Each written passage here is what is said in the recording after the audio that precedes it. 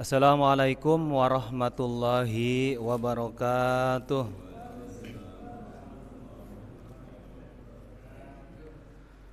Alhamdulillahi rabbil alamin. Wabihi nasta'inu ala umuri dunya waddin. Wassalatu wassalamu ala ashrafil anbiya'i wal mursalin. Wa ala alihi wa ashabihi ajma'in. Amma ba'du. Yang terhormat Pak Ustadz Muhammad Soleh, yang terhormat orang tua saya Bapak Abbas, yang terhormat Pak Ustadz Maskuri, yang terhormat Pak Ustadz RT, yang terhormat Pak Ustadz David, dan bapak-bapak jamaah semua yang tidak saya sebutkan satu persatu, namun tidak mengurangi rasa hormat dan ta'zim saya kepada bapak-bapak semua. Alhamdulillah kita masih diberikan umur oleh Allah Subhanahu wa taala, kesehatan, kesempatan dan tentunya kemauan sehingga kita bisa menghadiri majelis ilmu ini. Yang susah itu mulai lagi ya Pak ya.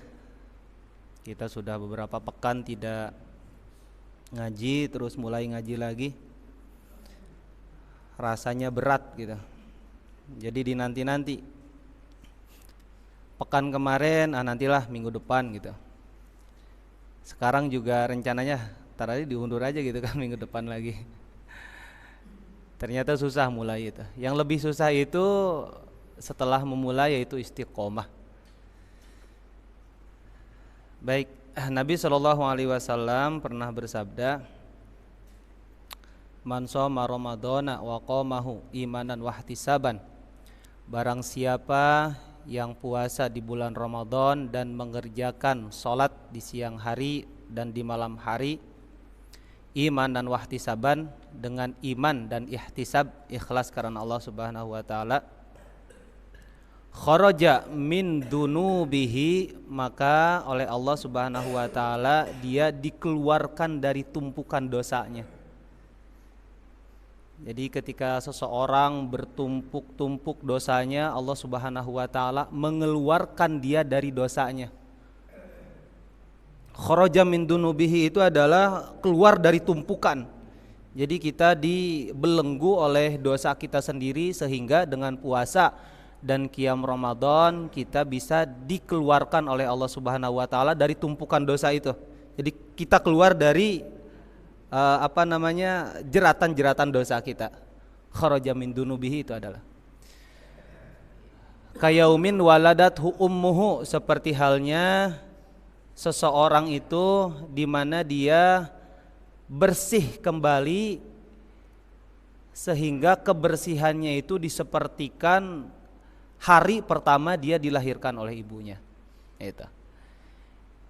Jadi orang-orang yang puasa Ramadan dan mengerjakan siam dan mengerjakan qiyam di bulan Ramadan, maka dia orang-orang tersebut mendapatkan ampunan dari Allah Subhanahu wa taala dari dosa-dosa yang pernah dia kerjakan. Dosa-dosa itu yang berhubungan dengan Allah Subhanahu wa taala. Adapun yang berhubungan dengan manusia, maka kita kewajibannya adalah minta maaf langsung. Karena kalau kita tidak minta maaf, ada orang yang terdolimi oleh ucapan kita, oleh tangan kita, maka wajib untuk kita meminta maaf. Karena kalau tidak islah di dunia, nanti ke bawah di akhirat. Sehingga kalau dibawa ke akhirat nanti kita menjadi orang yang muflis. Muflis itu adalah orang-orang yang bangkrut. Sholat iya, sodakoh iya, terus mengerjakan amal-amal yang lainnya, tapi dolim terhadap manusia dan itu belum islah di dunia, maka amal-amal kita yang kita lakukan di dunia itu kita berikan kepada orang yang kita dolimi. Maka dari itu izinkan saya di sini, meskipun kita mungkin secara pribadi pernah bermaaf-maafan setelah Ramadan, maka dari itu saya ulangi mohon maaf lahir dan batin kepada bapak-bapak semua. Saya pasti punya salah, saya pasti punya kekhilafan, sudah pasti itu. andaikan bapak-bapak punya salah ke saya, andaikan ya, kalaupun ada itu, ya saya maafkan kalau ada, tapi kayaknya nggak ada. Kayaknya nggak ada. Yang banyak dosa itu biasanya yang banyak ngomong. Yang banyak ngomong siapa di sini? Yang banyak dosa itu yang banyak ngomong. Jadi mohon maaf apabila ada kata-kata saya yang menyinggung. Saya sudah berusaha semaksimal mungkin untuk tidak menyinggung, tapi barangkali ada ucapan yang namanya lidah tidak bertulang gitu kan. Ada sesuatu hal yang saya ucapkan tidak berkenan di hati bapak-bapak semua, maafkanlah saya. Ya itu. Jadi bersih dosa dari hubungan kita dengan Allah Subhanahu wa taala, bersih juga dosa dari hubungan kita sesama manusia. Baik bapak-bapak yang dirahmati oleh Allah Subhanahu wa taala. Alhamdulillah ini kita sudah melewati beberapa bab dari kitab ini. Jadi dalam kitab Bulughul Maram ini dimulai dengan kitabut Thaharah, kitab tentang bersuci. Di dalam kitabut Thaharah itu ada 10 bab. Bab yang pertama kita sudah bahas mengenai air. Kemudian bab yang kedua mengenai wadah-wadah. Bab yang ketiga mengenai izalatun najasati, cara membersihkan najis. Bab yang keempat mengenai wudu. Yang kelima mengenai pembatal-pembatal wudu. Yang keenam mengenai mandi besar. Yang ketujuh mengenai adab-adab buang air besar atau buang air kecil. Yang kedelapan mengenai tayamum. Adapun dari kitabut Thaharah ini 2 bab yang belum kita bahas. 1 belum selesai, 1 lagi belum kita bahas. Kemarin kita terakhir membahas mengenai tayamum. Ya, tayamum. Cuma saya rasa dengan pembahasan kemarin kita sudah cukup itu. Kita kemarin sudah membahas mengenai syarat-syarat tanah yang bisa dipakai untuk tayamum. Terus bagaimana keadaan kita sehingga kita diwajibkan tayamum. Kan sudah ya kemarin. Sepertinya itu sudah cukup dan kita tidak akan membahas lagi tayamum. Kecuali bapak-bapak ada yang menanyakan nanti. Kemudian haid. Haid saya rasa di sini sepertinya kurang cocok kalau saya bahas mengenai haid. Kecuali kalau saya bahas haid bapak-bapak nanti nerangin lagi sama ibu-ibu di rumah gitu kan. Ya nanti haid insya Allah lah ada momen tersendiri untuk kita bahas haid. Kita undang ibu-ibu, kita undang remaja putri di sekitaran Masjid Ar-Rahman. Mengenai darah-darah yang keluar dari wanita. Insya Allah nanti kita susun rencananya. Adapun yang akan kita bahas pada malam ini adalah mengenai kitabus shalah, kitab mengenai salat. Di dalam kitabus shalah ini ada 17 bab. Bab yang pertama nanti kita temukan bab mengenai waktu. Waktu-waktu salat.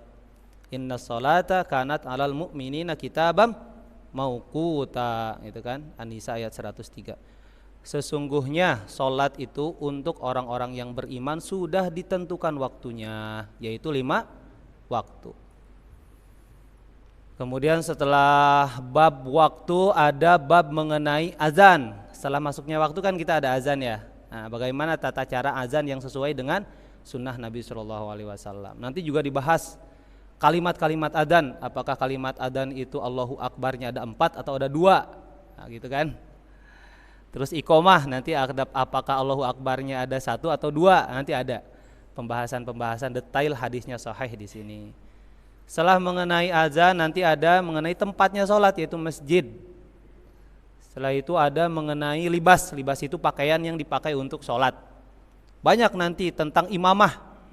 Imamah itu tentang mengenai siapa orang yang wajib dijadikan imam di suatu kampung. Terus nanti ada bab Jumat. Banyak ada bab mengenai sholat-sholat 2 gerhana.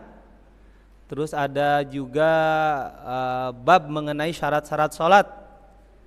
Terus juga nanti dibahas mengenai bab harusnya kita khusyuk dalam sholat.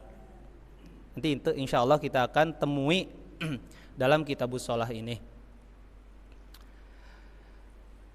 Ya, adapun bab yang pertama tadi adalah bab Al-mawaqitu, bab mengenai waktu-waktu sholat.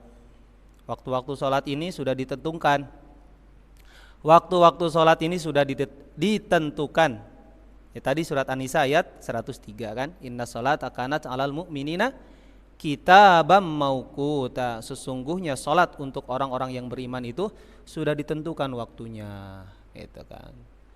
Ada zuhur, asyar, terus maghrib, isya sampai fajar atau subuh.